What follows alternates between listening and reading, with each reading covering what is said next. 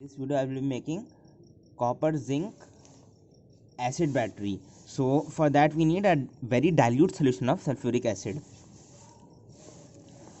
It should be so dilute that it does not react with zinc to produce hydrogen gas, but it should be it should conduct electricity. So I am filling this solution into this battery chamber.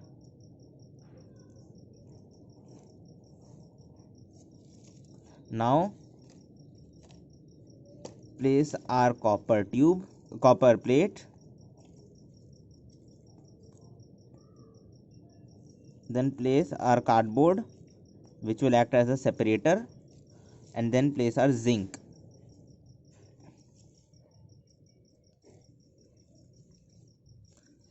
Copper will act as a positive electrode and zinc will act as a negative electrode. Now our battery is ready. Let's check the voltage.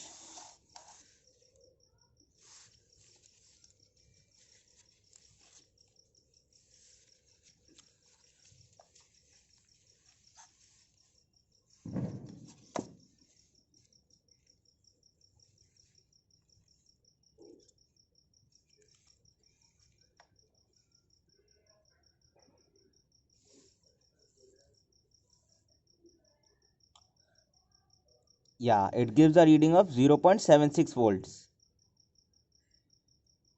Now the voltage has dropped to 0.75. Now it drops to 73. Let's check the current.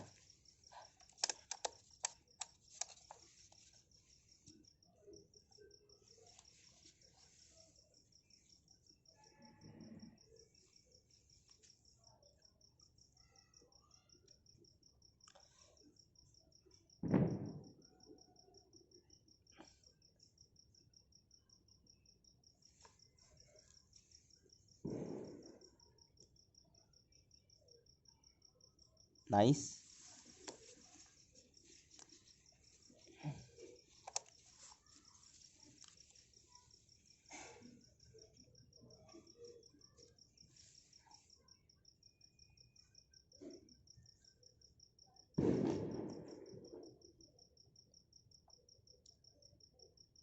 So current is 25 milliamperes. So it gives us good current.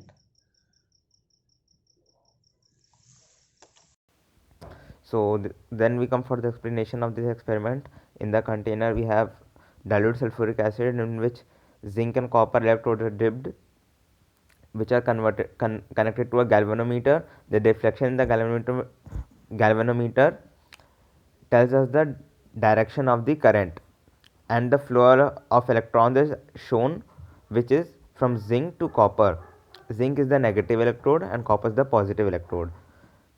So over here zinc is the cathode and copper is the anode.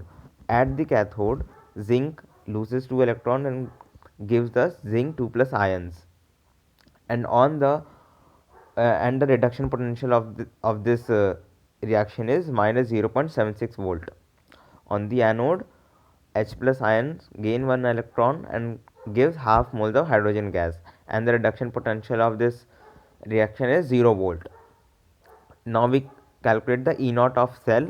It is equal to E naught of right minus E naught of left, so which comes 0.76 volt, which corresponds to our experimental result.